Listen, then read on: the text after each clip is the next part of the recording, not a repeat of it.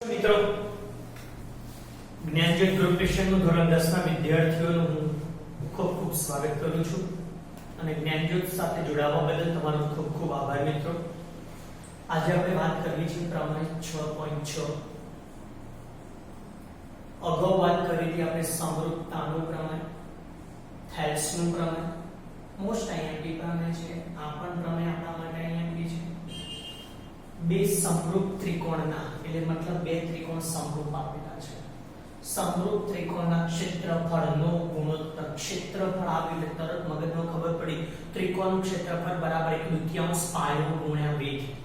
ગુણોત્તર તેમની અનુરૂપ બાજુઓના અનુરૂપ બાજુને AB ને અનુરૂપ PQ, BC ને અનુરૂપ QR, AC ને અનુરૂપ PR ના ગુણોત્તર એટલે ભાગાકાર ના વર્ગ બરાબર હોય છે. તો આપણે જે સ્વાધ્યાયમાં સાબિત કરવાનું છે તો એની વાત કરી દઉં છું. તો સમજો ક્ષેત્રફળ માટે ABC નું ક્ષેત્રફળ લખવાની જરૂર નથી. ABC ના છેદમાં PQR બરાબર અનુરૂપ બાજુઓનો ગુણોત્તર. તો એક ગુણોત્તર AB ના છેદમાં PQ થઈ ગયું અને નો વર્ગ એનો મતલબ આનો વર્ગ બરાબર બીજી અનુરૂપ બાજુ લઈ લો BC ના છેદમાં QR આનો પણ વર્ગ. ત્રીજી બાજુ લઈ લો બરાબર AC ના છેદમાં PR નો વર્ગ. આવું આપણે સાબિત કરવું છે બેટા. સમજો બહુ સરળ સાબિતી છે બેટા. અહીંયા સમજતા જજો મારી સાથે એટલે અહીંયા તમને આવડી જાય. પહેલું જે આપ્યું છે એ લખી લો. બે ત્રિકોણ સમરૂપ છે તો આપણે લખશું ત્રિકોણ ABC સમરૂપ ત્રિકોણ PQR છે. લખશું ત્રિકોણ ABC સમરૂપ ત્રિકોણ PQR બરાબર ક્યાં આપેલું છે બેટા? પક્ષ માટે સમરૂપતાના પ્રમાણ પરથી આપણે બાજુઓનો ગુણોત્તર લખી શકશું. તેથી શું થઈ શકે? AB ના છેદમાં PQ બરાબર BC ના છેદમાં QR બરાબર AC ના છેદમાં PR. AC ના છેદમાં PR આને એક નંબર આપી દો. રાઈટ. હવે જો AB PQ આ તો આપણે લાવી દીધું. ખાલી હવે વર્ગ લાવવાનો છે. હવે મને એમ કહો કે ક્ષેત્રફળ માંગે તો ક્ષેત્રફળનું સૂત્ર છે બેટા 1/2 પાયો ગુણ્યા વેધ. એનો મતલબ વેધ છે એનો મતલબ આપણે વેધ રચવો પડે. તો હવે આપણે લખશું ત્રિકોણ ABC નો વેધ AM અને ત્રિકોણ PQR નો વેધ PN દોરો. કમ્પ્લીટ. શું લખશું? ત્રિકોણ ABC નો વેધ શું લખશું? AM અને ત્રિકોણ શું લખું? PQR નો વેધ PN દોરો કાં તો રચો. PN દોરો. કમ્પ્લીટ. આનો વેધ આ દોરો અને આનો વેધ સોરી ABC નો વેધ AM અને PQR નો વેધ PN રચો. હવે આપણને ખબર છે કે ત્રિકોણનું ક્ષેત્રફળ બરાબર ત્રિકોણનું ક્ષેત્રફળ બરાબર 1/2 પાયો ગુણ્યા વેધ. માટે આપણે ABC નું ક્ષેત્રફળ લખવું છે બેટા. સમજતા જજો. તો હું લખું છું ABC નું ક્ષેત્રફળ લખવાની જરૂર નથી છેદમાં PQR. આપણને આવું વાંચ્યું છે જોયું. ABC છેદમાં PQ એટલે ABC નું ક્ષેત્રફળ છેદમાં PQR નું ક્ષેત્રફળ બરાબર 1/2 પાયો. ABC નો પાયો કયો? BC. સમજતા જજો. 1/2 ગુણ્યા BC ગુણ્યા વેધ. ABC no વેધ AM. બહુ સરળ સાબિતી છે બેટા. એ જ રીતે PQR માં પણ 1/2 પાયો ગુણ્યા વેધ કરી દઈએ બેટા. તો 1/2 આમાં પણ 1/2 પાયો કયો? QR અને વેધ કયો? PN. ઓકે. ચલો 1/2 ને રાખશું કે દૂર કરી દઈશું? દૂર કરી દઈશું. માટે આપણે લખશું ABC ના છેદમાં PQR બરાબર 1/2 જશે BC ગુણ્યા AM છેદમાં QR ગુણ્યા PM. ઓકે મિત્રો, હવે મિત્રો આપણે જોઈએ છીએ કે આપણે ઠેક સુધી પહોંચવા આપણે આવી ગયા છે. જોઈ લેજો ABC BC છેદમાં QR BC છેદમાં QR છે, પણ AM અને PM અહીં BC નો વર્ગ જોઈએ છે. એનો મતલબ આ BC નો વર્ગ લાવવો હોય તો AM ને દૂર કરીને BC લાવવા પડે અને PM ને દૂર કરીને QR લાવવા પડે. રાઈટ?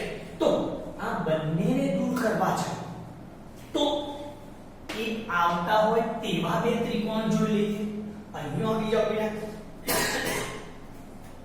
એક આ ત્રિકોણ પકડો અને આ ત્રિકોણ પકડી લો. એ બે ત્રિકોણને સમરૂપ બતાવી શકાય? શું કહું છું? બે ત્રિકોણને સમરૂપ બતાવી શકાય? તો તરત જ જોવા આનો ખૂણો m કાટખૂણો, આનો ખૂણો n કાટખૂણો, અને આ બંને ત્રિકોણો સમરૂપ છે તો b બરાબર q થાય છે. કમ્પ્લીટ? તો હવે આપણે લખશું હવે ત્રિકોણ AMB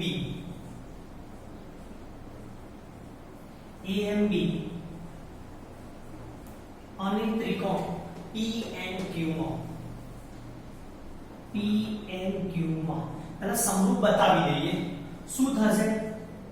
ખૂણો m બરાબર ખૂણો n. શું લખી દો બેટા? કાટખૂણા. અને ખૂણો a બરાબર ખૂણો p. શું લખી દો? પક્ષમાં આપેલું છે કે બંને સમરૂપ છે તો અહીંયા લખી દો પક્ષ. માટે ત્રિકોણ AMB સમરૂપ ત્રિકોણ PNQ થાય. કઈ શરત લખી દો બેટા કૌંસમાં? ખૂબ શરત મુજબ થઈ જાય. હવે જો આ બે સમરૂપ હોય તો અનુરૂપ બાજુઓનો ગુણોત્તર કેવો હોય? સમાન હોય બેટા. સમરૂપતાના પ્રમેય મુજબ કહી શકાય. માટે સમજતા જજો. માટે હું એવું લખી શકું, જોજો હા, AB ના છેદમાં PQ માટે AB ના છેદમાં PQ બરાબર AM ના છેદમાં PN લખી શકાય. બરાબર AM ના છેદમાં PN. આને નંબર 3 આપી દઈએ. બરાબર? અને એક નંબર આપશું, આને બે નંબર આપી દઈશું, 3 નંબર આપી દે. તમે 1 2 અને 3 નો ઉપયોગ કરો ને બેટા એટલે આવી જાય બેટા. કેવી રીતે જોઈશું? ચાલો આપણે જોઈ લઈએ છીએ. અહીં આવી જાવ BC AM QR અને PN. રાઈટ? હવે તમે બે રીતે કામ કરતા તો 1 અને 2 ને સરખાવો. 1 અને 2 ને સરખાવો બેટા તો BC અને QR ની જગ્યાએ AB ના છેદમાં PQ લખી શકાય. ઓકે? તો તમે 1 અને 2 ઉપરથી તમે આમ કામ કરી શકો છો. ક્લિયર ને? બીજી રીતે કરવું હોય તો તમે આ અને 2 નો ઉપયોગ કરી શકો છો. 2 અને 3 પ્રમાણે BC ના છેદમાં QR તમે કોઈ બી રીતે, કાં તો BC ના છેદમાં QR એમ રાખો તો અહીંથી BC ના છેદમાં QR લખી, કાં તો પછી તમે આવું કામ કરી શકો છો. તમે AB ના છેદમાં PQ બરાબર AM ના છેદમાં PN જે છે બેટા એમાં તમે આ જે AB ના છેદમાં PN દૂર કરો તો AB ના છેદમાં PQ આવી જાય. ક્લિયર? તો આપણે એવું કામ કરી દઈએ, આ BC ના છેદમાં QR ની જગ્યાએ AB ના છેદમાં PQ લખી દઈએ. સમજ પડે છે? તો કોનો ઉપયોગ કરી? પરિણામ 1 અને 2 ઉપરથી. હા, ચલો ધ્યાન આપતા જજો. હવે હું લખું પરિણામ 1 2 પરથી. તમે શું કરી દો? BC QR ની જગ્યાએ AB ના છેદમાં PQ લખી શકો છો. ABC ના છેદમાં PQR બરાબર, ચલો મેં BC અને QR ની જગ્યાએ AB ના છેદમાં PQ લખી દઉં ગુણ્યા AM અને PM. AM ના છેદમાં PM આને હું નંબર 4 આપી દઉં. બરોબર છે. હવે તમે જોઈ શકો છો 3 અને 4 નો સમ ને સરખાવો તો પરિણામ 3 અને 4 પછી AM અને PM ની જગ્યાએ AB ના છેદમાં PQ લખી શકું. બરાબર ને? તો અમે લખો પરિણામ 3 અને 4 પરથી ABC ના છેદમાં PQR બરાબર. ચલો AM અને PM ને કાઢી નાખી સની જગ્યાએ ABC ના છેદમાં PQ લખી દઈશ. AB ના છેદમાં PQ ગુણ્યા AB ના છેદમાં PQ માટે શું થશે? ABC ના છેદમાં PQR બરાબર AB ના છેદમાં PQ નો વર્ગ આને નંબર 5 આપી દો. ઓકે સ્વામી 5 આપણે આ શોધવાનું છે. ABC ના છેદમાં PQR બરાબર AB છેદમાં PQ નો વર્ગ આવી ગયો. ઓકે પણ AB ના છેદમાં PQ બરાબર BC ના છેદમાં QR AC ના છેદમાં PR લખી શકાય. તો પરિણામ 1 અને 5 પરથી શું લખશું? પરિણામ 1 અને 5 ઉપરથી 1 અને 5 પરથી જે સાબિત કરવાનું છે આવી જશે બેટા.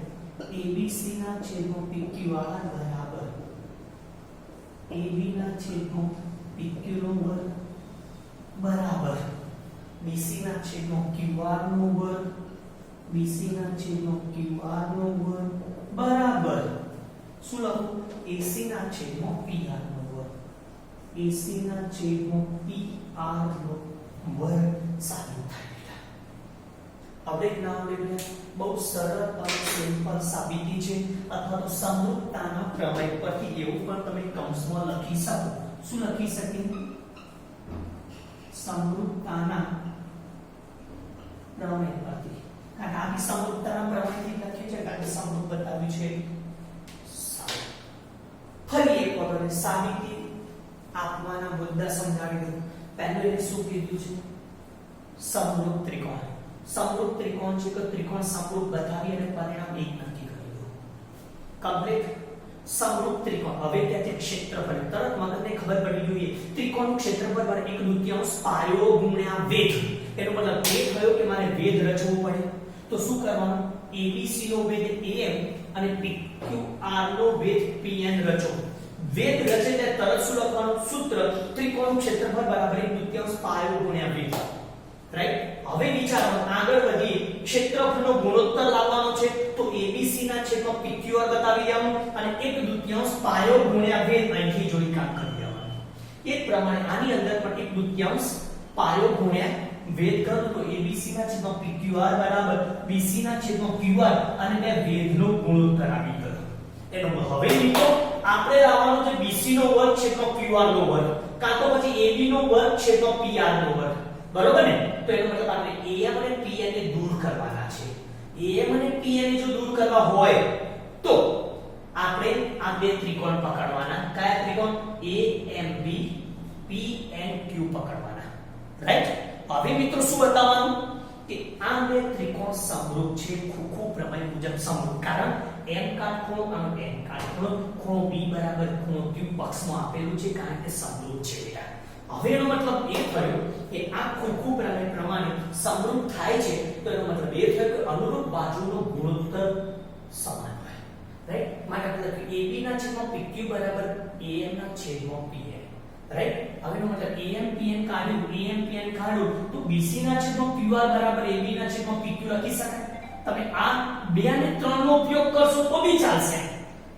અને પછી તમે શું કરશો? પરિણામ 1 ઉપરથી તો BC બરાબર તો AB છે અને QR બરાબર PQ છે. મતલબ આનો ગુણોત્તર સરખો છે માટે વર્ગ લખી શકાય. પણ મેં શું બતાવ્યું છે? મેં પરિણામને 1 અને 2 નો ઉપયોગ કર્યો તો મેં BC છેદમાં QR કાઢી અને AB ના છેદમાં PQ લખ્યું. AM PN તો રાખી દીધા છે તો એને પરિણામ નંબર 4 આપી દીધું. રાઈટ? 3 અને 4 ને હું સરખાવું તો AM PN જતા રહેશે તો AB ના છેદમાં PQ AB ના છેદમાં PQ આવી ગયું તો આનો વર્ગ પણ આવી ગયો।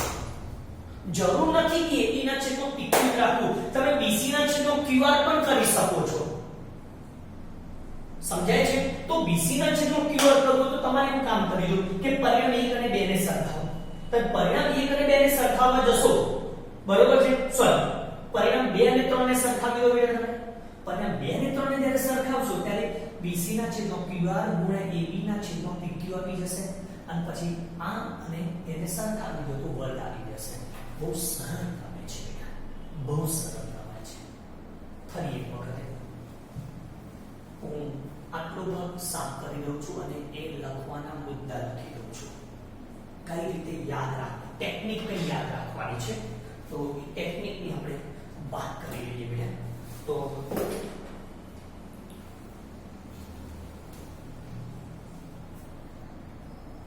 ચલો સાબિતીનો મુદ્દા ક્રમ પ્રમાણે યાદ રાખવાનું। પહેલું કામ કરવાનું, ત્રિકોણ ABC સમરૂપ ત્રિકોણ PQR લખી દઈએ। શું લખશું? ABC સમરૂપ ત્રિકોણ શું લખી દો? PQR, બરોબર છે? અને એના ઉપરથી બાજુઓનો ગુણોત્તર, એના પર શું કરવાનું? બાજુઓનો ગુણોત્તર લેવાનો। એના પછી ABC ના છેદમાં PQR બરાબર 1/2 પાયો ગુણ્યા વેગ અને 1/2 પાયો ગુણ્યા વેગ કામ કરવાનું। આને 1 નંબર આપવાને 2 નંબર આપો। વેગ કર્યા પછી તમારે શું કરવાનું? આ બે ત્રિકોણને સમરૂપ બતાવવાના। ત્રિકોણ AMB સમરૂપ ત્રિકોણ PNQ બતાવીને બાજુઓનો ગુણોત્તર, બાજુઓનો શું લખવાનું બેટા? ગુણોત્તર પરિણામ 3 આપવાનું। અને હવે કોઈ કશું જ ન કરો બેટા, ડાયરેક્ટ પરિણામ 1 2 અને 3 ઉપરથી લખી દો। પરિણામ 1 2 અને 3 પરથી જે સાબિત કરવાનું હોય સાધ્ય લખી દેવાનું, તરત જ બીજું કંઈ વિચારવાનું। શું લખી દેવાનું? સાધ્ય લખી દેવાનું અને કૌંસમાં લખવાનું સમરૂપતાના પ્રમેય પરથી। કોઈને ઓછું ફાવે બેટા તો અહીંયા 3 સુધી લાવી શું કરો? પરિણામ 1 2 3 ઉપરથી AB ના છેદમાં PQR બરાબર AB નો વર્ગ છેદમાં PQ વર્ગ લખી, કઈ વાંધો નહીં, ચાલે છે। અને છેલ્લે લખી દેવાના ABC છેદમાં PQR બરાબર સાબિત કરવાનું છે લખી દો અને કૌંસમાં સમરૂપતાના પ્રમેય।